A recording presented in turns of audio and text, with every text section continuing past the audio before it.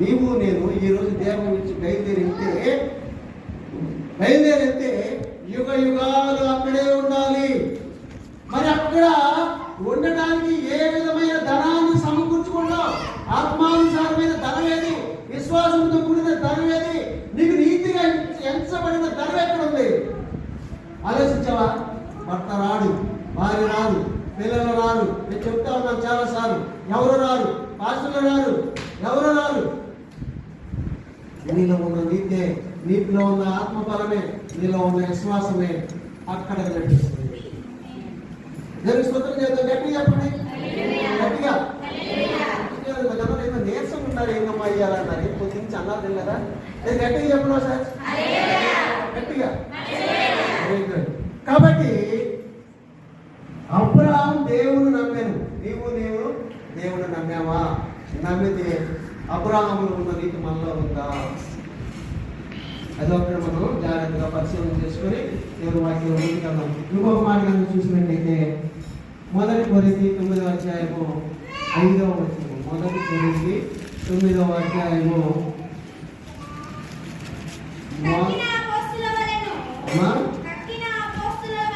పక్కిన అపోస్తుల వలెను, ప్రభు యొక్క సహోదరుల వలెను, కేఫా వలెను, విశ్వాసురాలైన భార్యను వెంటబెట్టుకొని తిరుగుటకు మాకు అధికారం. మా దేవుడిని విషయంలో పౌలు చేసే పరిచర్యలు ఎంత రోషం గల మాట అన్నాడు చూడండి. మా ఎరుడు బాగా ఈ మాట మీరు చాలా జాగ్రత్తగా ఆలోచించాలి. అపోస్తుల వలె వీళ్ళు కూడా దేవుడి వాక్యాన్ని ప్రకటించే వాళ్ళే. వాళ్ళకి భార్యలు ఉన్నారు, పిల్లలు ఉన్నారు. మళ్ళీ ఎవరంట? ప్రభు యొక్క సహోదరుల వలె, కేఫా వలెను, వాళ్ళందరూ భార్యలు కలిగి ఉన్నారు. మేము కూడా విశ్వాసురాలైన భార్యను కలిగి ఉండి సేవ చేయొచ్చుగా. ఎందుకు చేస్తున్నాం మరి? ఎన్ని లేకుండా ఎందుకు చేస్తున్నామంటే వాళ్ళు మాకు ఆటంకముగా ఉంటారేమో. పౌలు వాళ్ళకి ఎలా చెప్పాడో ఆయనకి ఎలాంటి ఆటంకం ఉందో, నీవు కూడా మందిరానికి రావడానికి నువ్వు బయలుదేరినప్పుడు నీకు ఎవరు ఆటంకంగా ఉన్నారో వదిలేయి. ఆయన పెళ్ళే చేసుకోకుండా భార్య లేకుండా ఉన్నప్పుడు, దేవుని సేవ కోసం ఉన్నప్పుడు ఆయన అందుకే ఏమన్నాడు తెలుసా? ఎంత గొప్ప మాట అన్నాడు.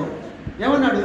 నేను క్రీస్తుని పోలి నడుచుకున్నాను, మీరు నన్ను పోలి నడుచుకుంటారు. క్రీస్తు ఏమన్నాడు తెలుసా? ధర్మశాస్త్ర బోధకులతోనూ శాస్త్రంతోనూ పరిచయలతోనూ నాలో పాపం ఉన్నదని మీరేమనైనా నిరూపించగలరా? అవునా? అన్నాడా లేదా? క్రీస్తులో పాపము లేదు, నాలో పాపము లేదని ధైర్యంగా చెప్పగలిగిన వాడు పౌలు. అందుకే పౌలు అంతగా దీవించబడ్డాడు. అందుకే పౌలు అన్నాడయ్యా, నేను వీళ్ళందరికీ స్వస్థంగా చేస్తున్నాను, వీళ్ళందరికీ వాక్యం చెబుతున్నాను, ఎంత పరిచయం చేస్తున్నానయ్యా, నాలో ఒక ముళ్ళు ఉందయ్యా, తీసేయండి. ఏమన్నా తెలుసా?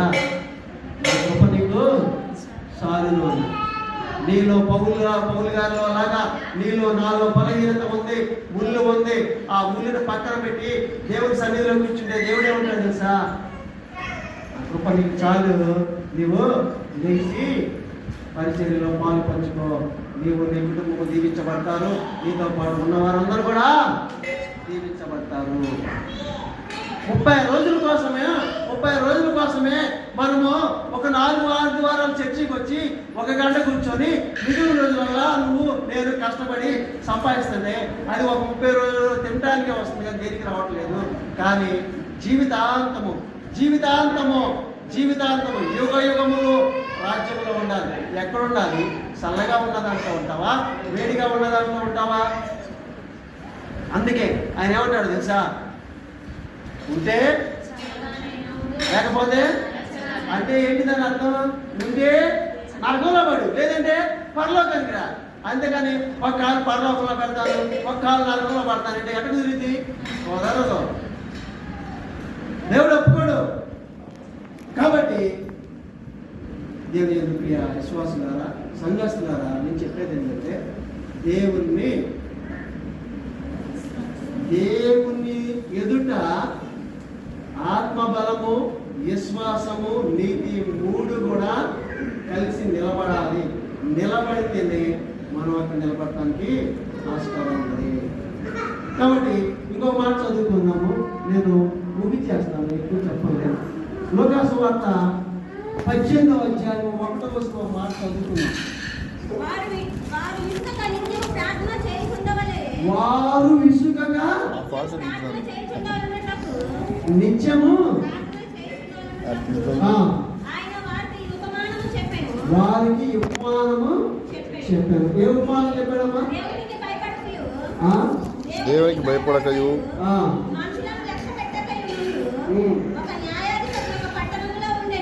సరే సార్ అమ్మా, ఇంకంత మనం దూరం అవుతుంది. ఊరిక ఉపాధి చెప్పాడు. ఒక న్యాయాధిపతి పట్టణంలో ఉన్నాడు. ఆయన ఎవరిని మనుషులు లెక్క పెట్టినట. అయితే ఒక ఆమెకి అన్యాయం జరిగింది. ఆమె వెళ్ళి, అయ్యా ఆయనకి దేవుడు అంటే లెక్కలేదు, మనుషులంటే లెక్కలేదు, ఎవరన్నా లెక్కలేదు, కానీ ఈయన ఎక్కడ పడితే అక్కడ అయ్యగారు వందనాలు, పాస్టర్ గారు ప్రైజ్ గారు, పాస్టర్ గారు ప్రైజ్ గారు, వందనాలు మనం చూస్తాం పాస్టర్ గారికి. ఆ విధంగా ఎక్కడ కనబడితే అక్కడ ఆయన దగ్గరికి, అయ్యా అన్యాయం జరిగిందయ్యా, నువ్వే తీర్పు తీసు, అయ్యా అన్యాయం జరిగిందయ్యా, అన్యాయం జరిగింది. అలాగే ఆయన లెక్క చేయకుండా వెళ్తున్నాడు. ఒకరోజు నిలబడి అసలు ఏ స్వాదేదో బాబు, అసలు ఇది ఏదో పరిష్కారం చేద్దాం పోయితే నాకు ఎందుకు అని చెప్పేసి, ఏది నీ సంగతి చెప్పండి చెప్పింది, పరిష్కారం చేశాడు.